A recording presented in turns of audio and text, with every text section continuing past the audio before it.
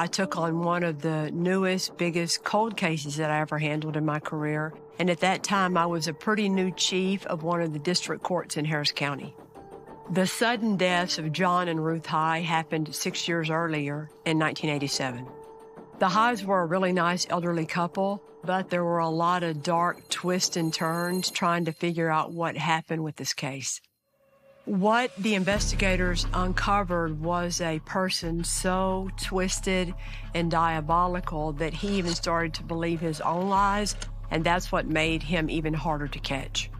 Even if, for instance, there was something that I had done and I confessed to it, y'all dragged right down with me. He's evil to the core. It took a cleverly devised phone call ruse to try and get enough evidence on the killer, but would that be enough? I had to go to trial basically relying on the testimony of one pretty unsympathetic witness.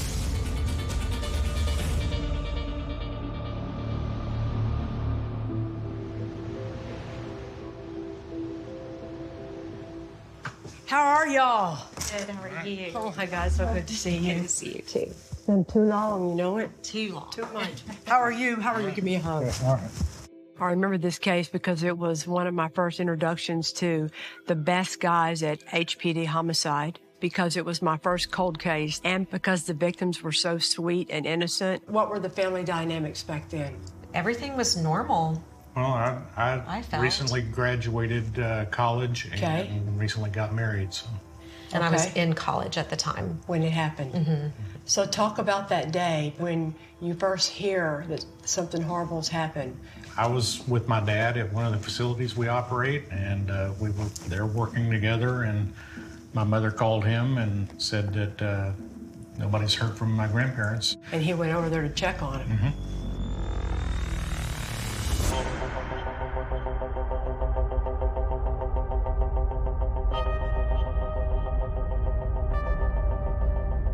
On October 8th, 1987, 5 p.m. in the afternoon, the Houston Police Department receives a phone call from a gentleman named Ken High.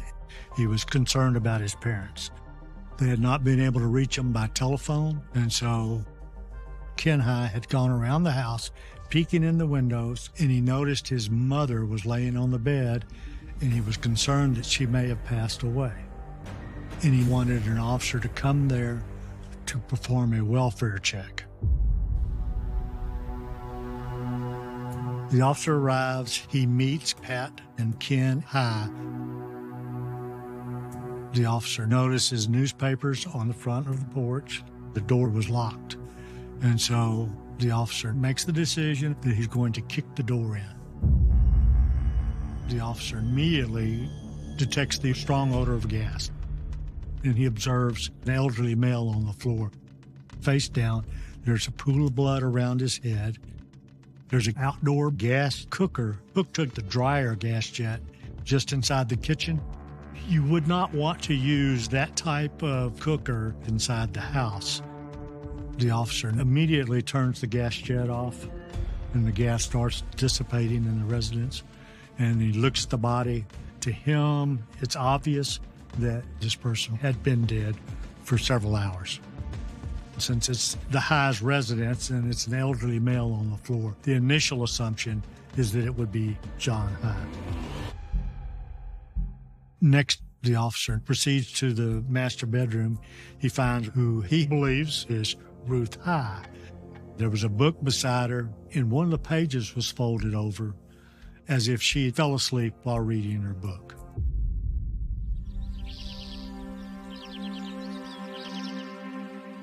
My partner and I are sent to the scene. I did the inside work, trying to determine if there's anything indicating foul play. We had to wait on the medical examiner because we're not really allowed to touch the body for further wounds. My partner, who was doing the witness portion, he informed Ken and his wife that his parents were deceased, possibly of gas inhalation. My dad and my grandparents were very close. He was devastated. I just couldn't believe that both my grandparents were gone at the exact same time. That just doesn't happen to many people. So what you have at the scene is the smell of gas, You see a gas cooker hooked up in the kitchen. You see an elderly man, John High, lying on the kitchen floor. You see Ruth lying what appears to be peacefully asleep in her bed. No forced entry and nothing stolen from the house. It was the officer's belief that John had fallen while messing with the gas cooker, struck his head, knocked himself unconscious, and either died from that wound or gas asphyxiation. And that Ruth High had fallen asleep and that she was overcome by the gas fumes as they moved through the house. It's an accidental death. They wrap it up, and that was it. This is Grandma and Grandpa on their 50th wedding anniversary. Wow. They got dressed up a lot. They got dressed up a lot. No kidding. Look at that. My grandmother was a native Houstonian. She was a homemaker. She loved bridge. She loved her friends, loved to get dressed up for different events. My grandfather worked for a Gulf Oil Corporation for 49 years. He was a geologist. He enjoyed being outdoors, golfing, fishing. Oh, how cute. This With both of us. That's y'all? That's both of us, yes. And Susie, the dog. We had Christmas Eve with our grandparents every year, and now we continue that as well. And that's what keeps them alive for us.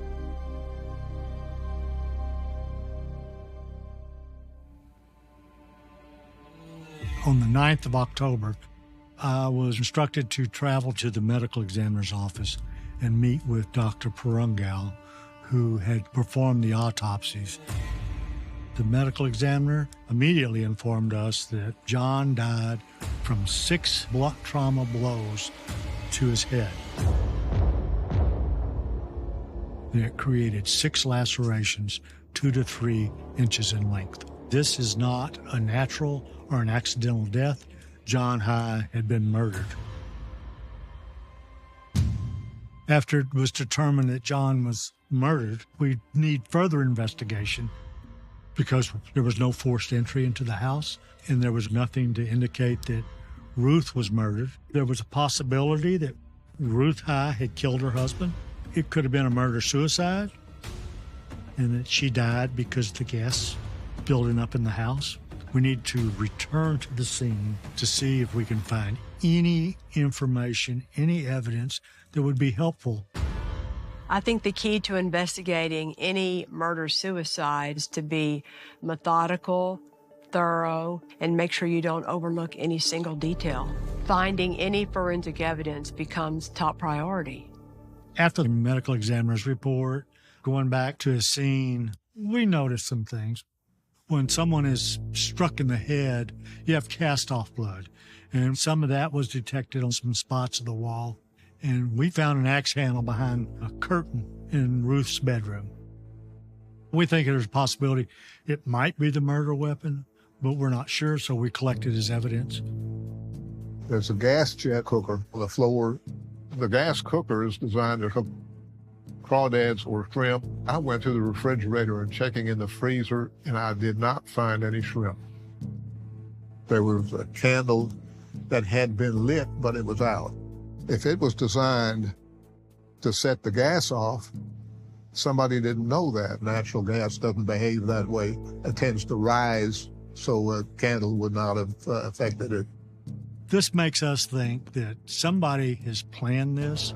Someone left the gas on in hopes that the house would blow up. And in the process of blowing up, destroy any evidence on the body, and then it's going to burn any other evidence up inside the house. Murder-suicide was just unbelievable. My grandparents had a wonderful relationship. Seeing them at their 50th wedding anniversary, knowing them from my childhood, that just was not possible. They loved each other way too much for anything like that to happen. We suspected double homicide or a capital murder. It was something that we'd have to look into. Something that was unusual was John and Ruth's will were lying on the table in the living room. John and Ruth High made the beneficiaries of their estate Ken High and his brother Gary High. Their estate was around $300,000 to $500,000. So everybody in the family needs to be questioned. You just can't arrest somebody. We need something. It was a cold case. The male, who refuses to identify himself, begins talking about a double murder that happened in '87.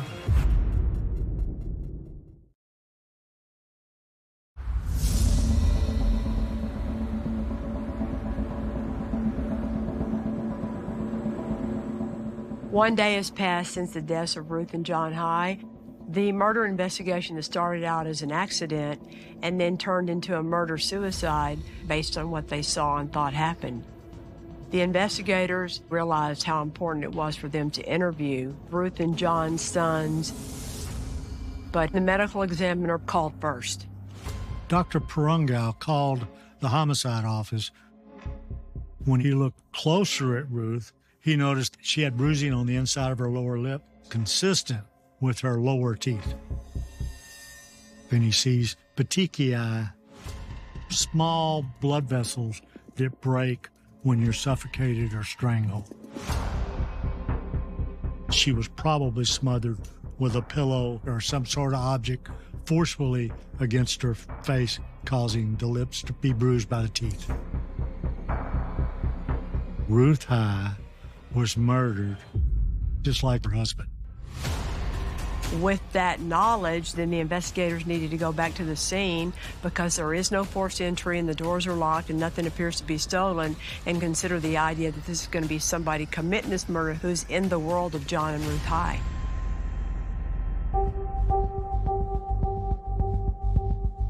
Usually when you're talking about a murder, it's going to come down to one of three different main motives. It's going to be either greed or jealousy or revenge. But it sure feels like money is going to be the main factor here because they're worth some money. The number one priority would be to start talking to family members and very close friends about all the dynamics going on with that family. Ken High is very successful. He's married, has 2 kids. He's close to his mother and father, but doesn't get to see them real often. He explains that he's not very close with his brother, Gary High. He blames that on their age difference. Ken is 8 years older than Gary. Uncle Gary, my dad's brother, is the type of person that did not talk much, very reserved, very quiet, not very emotional. You just couldn't break that shell to get to know him. We learned from Ken High about a guy named Duncan, Chuck Duncan. Chuck was the last person to speak to John and Ruth High. Chuck Duncan is business partner of Gary High, but he's also a lover to Gary. Chuck was over at my grandparents' house all the time, doing stuff for them, helping them go to the doctors and things like that. He was always being invited to family events. He was pretty much included with anything that Gary would have been invited to. As the investigation proceeds, we learn that Gary High is in a business called High Tech with 2 other people, Chuck and Robbie Duncan. Ken felt that the company was not doing real well. They were having financial problems. Ken opens up and he thinks Gary has been asking his dad for money. We need more information. On October 9th, Gary, Chuck, and Robbie come into the homicide office and are interviewed. The 3 men had a very unusual relationship. They were business partners, they were roommates, they were friends, and they were lovers. We learned Robbie actually has changed his name from his birth name to match the name of Chuck Duncan. The 3 individuals function as a family unit, all live together, with Chuck being the head of the family. It's obvious during the interviews that he has firm control over Robbie and Gary High. Chuck wanted to lead the conversations. Like if you said, what did you do yesterday? And if they go to answer, he said, oh, remember you went to... It's like it's a little bit of a cult leader, you know? He's got such control over them. Chuck explains that he sees John and Ruth High often. He ran errands for them, even took John High to the doctor. The subject of the cooker comes up, and Chuck says that John High wanted to fry some shrimp. So Chuck went out and purchased a cooker and delivered it to the Highs. At the scene, we noticed some wills laying out in the open on a table inside their residence. Chuck alleges that John High and Ruth High wished to change their will and leave their inheritance to Gary. When the subject came up, Gary was surprised. You could tell by the expression on his face that he had never heard that before. I think in Chuck's mind, if he could have John and Ruth change their will, cut their oldest son out, then he would control whatever their inheritance was worth, $500,000. We started questioning Gary, Chuck, and Robbie about their business to see whether they were having financial problems. They said the company was doing well. So when we asked them how much money was in the bank, they guessed about $40,000. Bank records indicate something else. It was less than $10,000. So then we tried to determine where they were when the murders happened. Gary and Robbie were in Seattle, Washington, where they were trying to set up a new business. Chuck was in Houston. He adamantly denied that he had anything to do with a double homicide, and even suggested that a gardener or a yard worker or something like that may be responsible for this. Chuck Duncan is very smart and manipulative and controlling, and he's quick on his feet to come up with explanations and answers to convince HPD of what happened. As investigators, Chuck raises the flag for us for a couple of reasons. One, he's the last person that saw John and Ruth High. Two, he is in dire straits financially. But you got to have evidence. You just can't arrest somebody.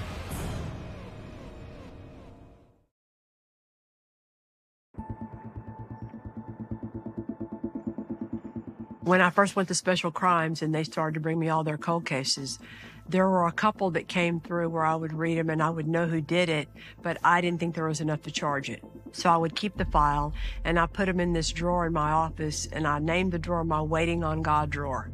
Those were the cases where I thought one day something's going to come along from God, from heaven, to make this case get solved. For example, a divorce, somebody getting out of prison, somebody all of a sudden coming forward with new information after so many years can make the case change. You're waiting on God to make it happen. 6 years after the murder of Ruth and John High, the Waiting on God drawer came into play, and God finally made something happen.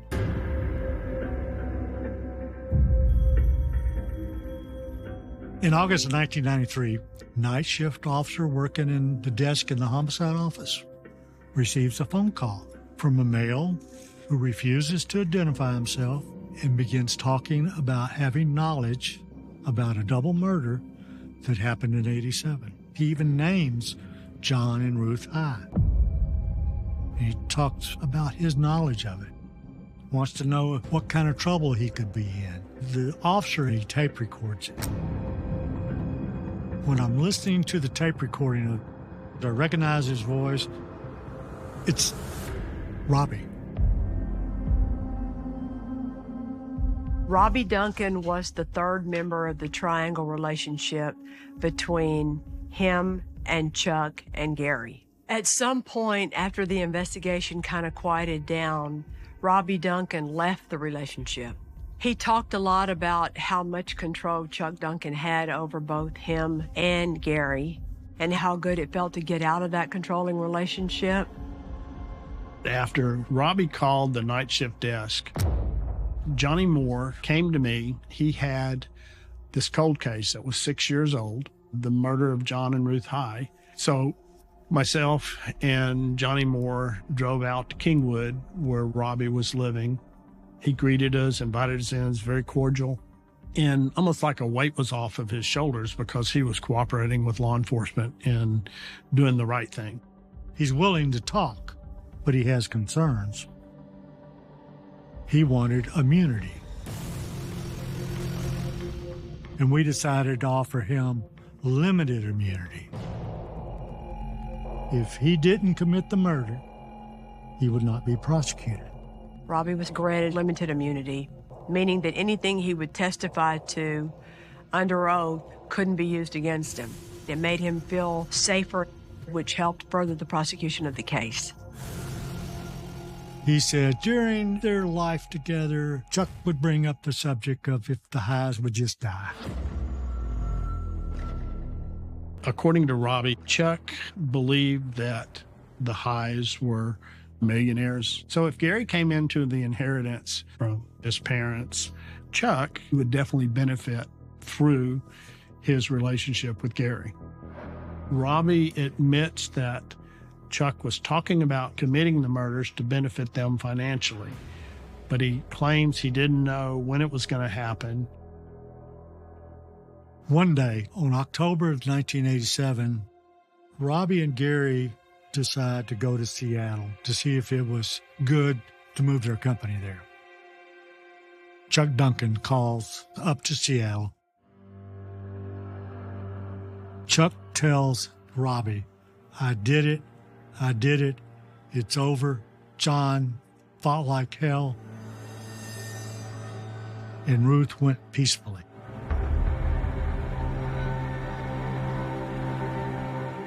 Then Robbie said, talk to Gary, handed the phone to Gary.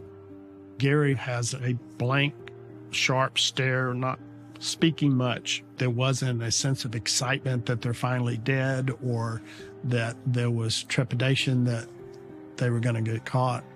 It was more of a realization that the murders had been carried out. During my 16 years in homicide, I've come across a lot of killers. Chuck Duncan is evil to the core. You know, they were friends with him. He doted over them, but he doted over them with a sick purpose to worm his way into their money. I mean, he had to plan this. This is his cold-blooded murder. Knowing about a crime after it's been committed, knowing who did it and knowing what happened, but yet not reporting it to the police does not make Robbie guilty of a crime in Texas. And so choosing not to come forward to tell on Chuck doesn't make them guilty of anything. Makes a jury not like them, doesn't make them guilty. There was no physical evidence, no fingerprints or video recordings or anything of the crime. And so we formulated a plan on how to get incriminating information and build a stronger case against Chuck. Let's see if we can get Robbie to make a phone call to Gary High and Chuck Duncan, and hopefully get Chuck Duncan to make some sort of admission. If you have someone, a civilian like Robbie, acting on behalf of the police, that might not be allowed if you're calling somebody who's locked up in prison behind bars. You got to remember, Duncan is in the free world. The same rules don't apply. That's why this is not entrapment. There's always a danger to tipping off the suspect in the case when you have someone who is not an actor play this role. Chuck answered the phone. They started talking, and I'm standing there writing notes to Robbie on what to say. Is Gary still living with you? He had a lot of trouble after the situation. Gary went into a deep, deep tailspin. And then Robbie said, there's a private investigator who's looking into this matter. He's going to ask questions. What should I say? I don't know if he's going to ask, you know. Don't. You don't have to answer anything. Robbie's trying to be really good about how he handles him. But when he says, I wished you wouldn't have done that, Chuck says, I didn't do nothing. I'm not guilty of anything. But somewhere a long ways down in there, he indicates that he did it for the family unit. We've gone through it. It's over with. It's behind us. And even if, for instance, there was something that I had done and I confessed to it, do you think you and Gary wouldn't be unscathed by it? I mean, y'all be dragged right down with me. The most incriminating thing that Chuck said was, law enforcement has no evidence. Just stick with the story. You got to be strong, because if I go down and confess, then everybody goes down. Well, yeah, that's why. I won't allow that to happen. I won't. He was threatening that they could all be implicated. And that was essentially making a tacit admission that he was involved in the murder of John and Ruth High. I remember listening to those tapes, listening for that juicy slip-up that Chuck Duncan made. There's not one. There's more little subtle innuendos, things that you wouldn't say if you were completely innocent.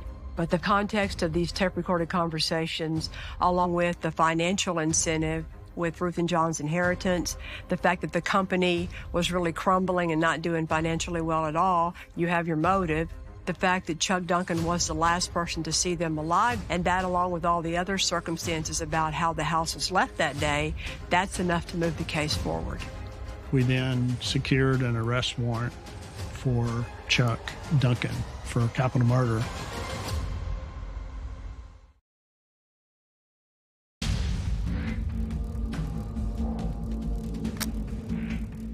After getting our recordings of the telephone conversations between Chuck, Gary, and Robbie, we obtained an arrest warrant for Chuck Duncan.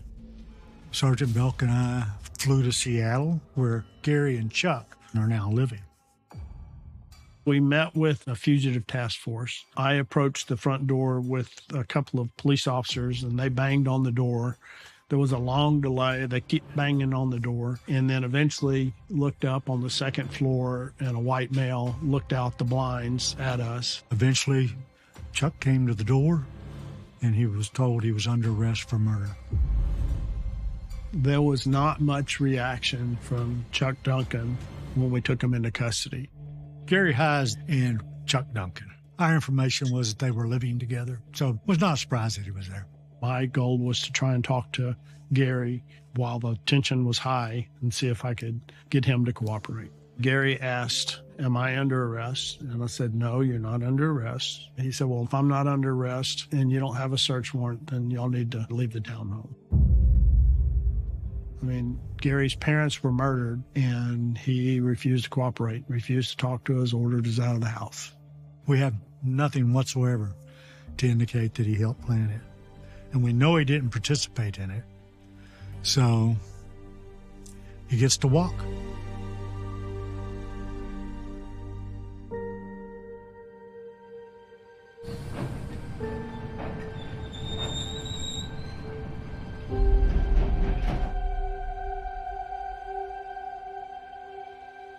When your dad realized that his own brother could be involved, can you talk about how that affected your dad? Never have seen him so sad in all my life. Yeah. Wow. And I think he just felt so deceived. And so, how could this happen? I think I'd be mad too, mad and sad, and just want to scream at your brother. It was more about Chuck. Really? Yeah. Mm-hmm. Really? What do you think he ended up thinking about it? Chuck just had control over Gary. Even before all this, you could tell? Oh, absolutely. Really? Mm-hmm. Chuck was taken to a local law enforcement agency and read him his legal warnings. He acknowledged he understood the warnings and waived them and was willing to talk, which was no surprise because he was a talker. And he thought he could talk his way out of everything. He thinks he's smarter than you are. So he's trying to figure out what I might have or might not have on him. And so he's really curious. I told him that Robbie fully cooperated with us and also told him about the phone calls were recorded. You can see his wheels are turning. Now he's trying to think through the conversation. Setting up this recorded conversation with Chuck Duncan is kind of like what we do on Cold Justice every case we work.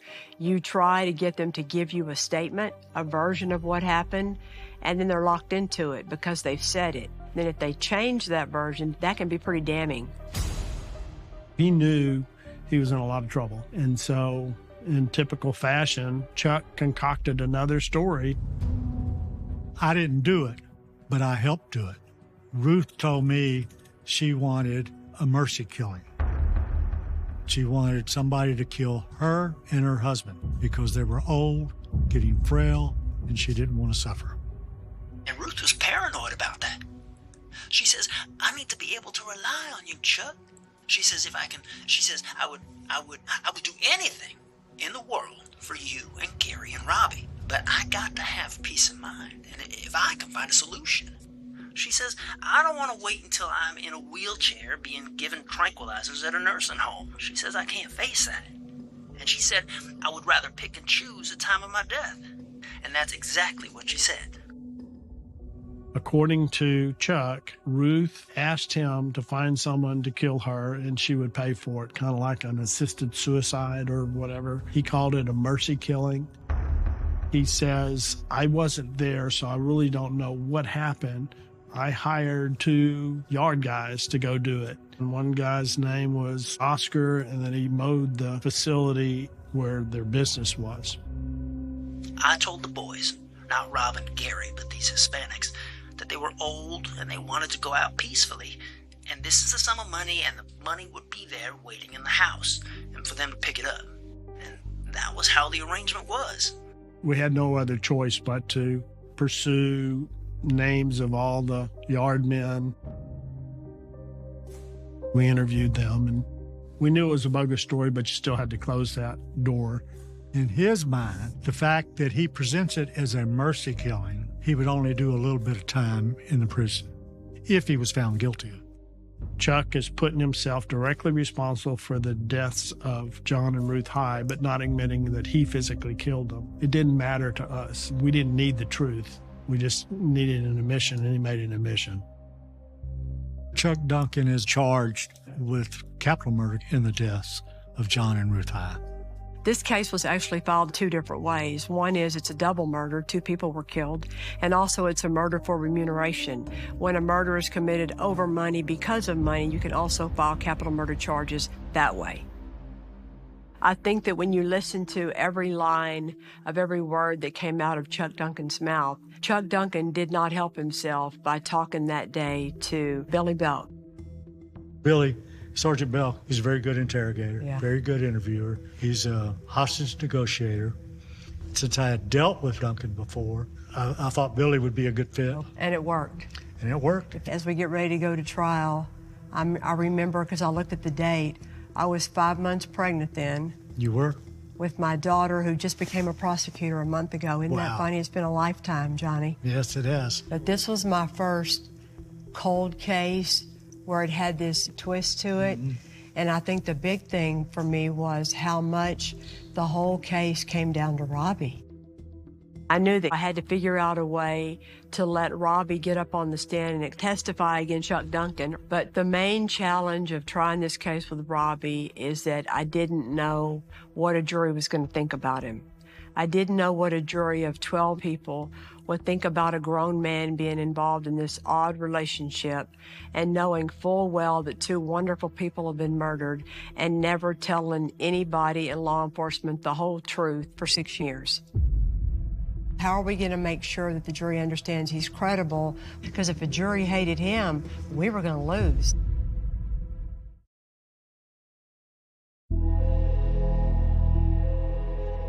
One thing I had to deal with the case once y'all passed it on to the DA's office, from the very beginning I was always very stressed about Robbie.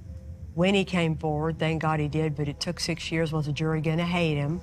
You know, getting the jury ready to understand where he was coming from, and he did the right thing. Even if you think you would have handled it differently, let's see if he's credible. Right. He was the foundation and crux of the whole case. Sure.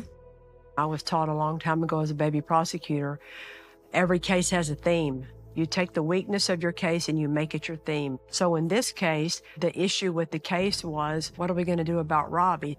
You have to take that and make it your theme and deal with it head on. He comes kind of tainted, he comes kind of muddy because of the way he came around to finally tell him what he knows.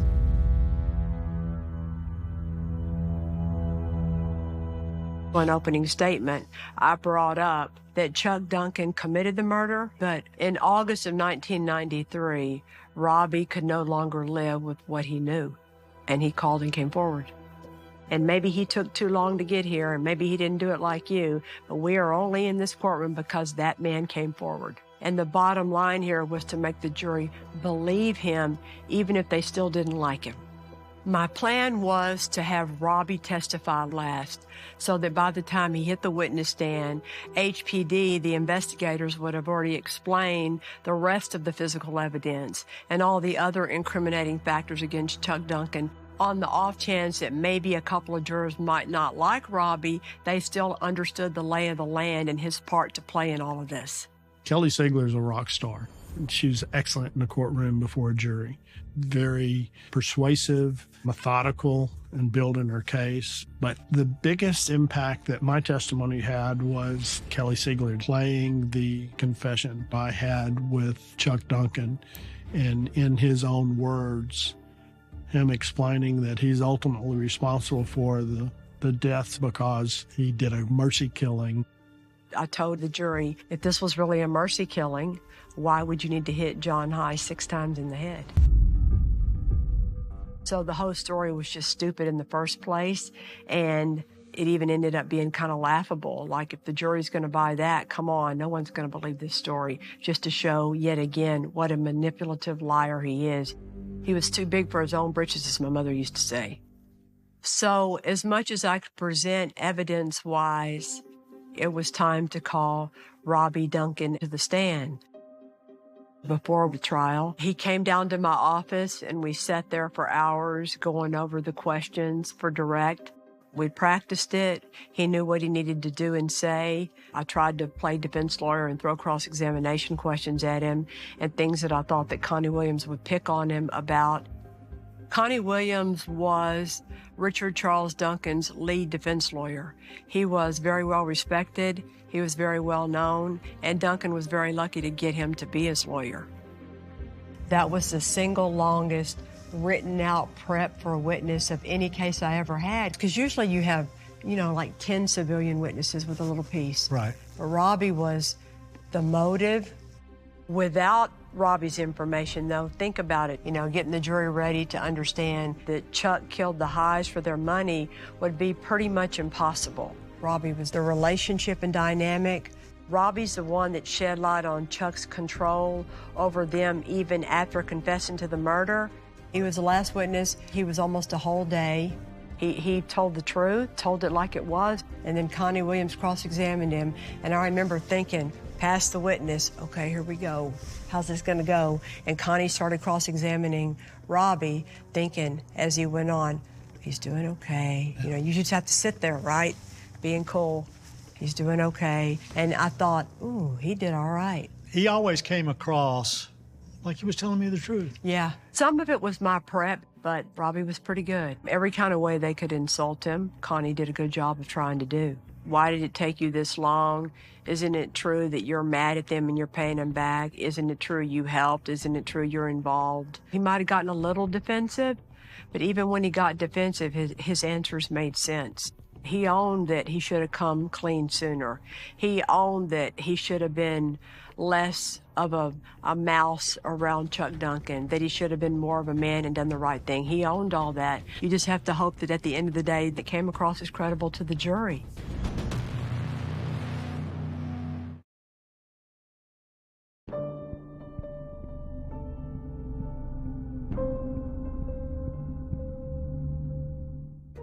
On May the 25th, 1995, after 6 days in trial, I rested my case against Chuck Duncan. The evidence was mostly circumstantial, but it was a strong case. Now, I remember telling the jury in final argument, you know now what kind of a man he is. And so you go back there and you ask yourself, is this man who sits before you today guilty of capital murder? Because if you don't believe he is, are you going to let him go home with you? I don't remember Chuck looking very concerned. I think he thought, I'm going to keep getting away with things. It was very hard to see him there, knowing that he was the one that took my grandparents' life. The jury went out. I think it only took them about 20 minutes, and they came back with a guilty verdict, guilty of capital murder. After that, Chuck was sentenced to death. After all this time, John and Ruth got justice. When the jury came back with the death penalty, I felt happy. I felt vindicated. I was glad for my dad, and I was thinking that my grandparents were in heaven shouting hallelujah. Whatever you think of him, if it weren't for Robbie, Charles Duncan wouldn't have been executed. It's because of him. Right. Because of him. The whole case. The whole case. Right. And that's not an easy thing to have to let your whole case rest on one person. It's not. But that's what happened. Charles Duncan was executed by lethal injection in 2003. Chuck's last words was, I'm innocent. Wow. You think at the last minute, the defendant, the killer, will say they're sorry and admit it, and they never do. I've asked a lot of families after they go through an execution. You know, the first time he got scheduled, I was supposed to come with y'all, and it got reset, because they always do. And then it finally happened in 2003, 8 years later. There's no comparison of what happened to Chuck to what happened to my grandparents. Right. Even though there's not full closure, it is closing a chapter and feeling like there's been justice that's been done, for sure. I still run into way too many families that never get justice. They're still waiting to get justice. So what would you tell somebody? Don't give up, have hope, and be there for each other so that you can get through it. After the trial, Ken High never tried to fight Gary High in court over the will, over the estate. They let him have his share, but they never spoke again. And when he passed away, they didn't go to his funeral. My very first cold case that was a death penalty case was far from easy. This case revolved around the issue of having a not sympathetic witness. And so addressing that head on were the keys to the prosecution of this case. Not what a lot of people think are the problems with a death penalty case, especially today in the age of DNA and forensic evidence, but it boiled down to something that simple. Justice for the High family did not come quickly. It took a lot of years. The waiting on God drawer came into play, and they finally did get justice.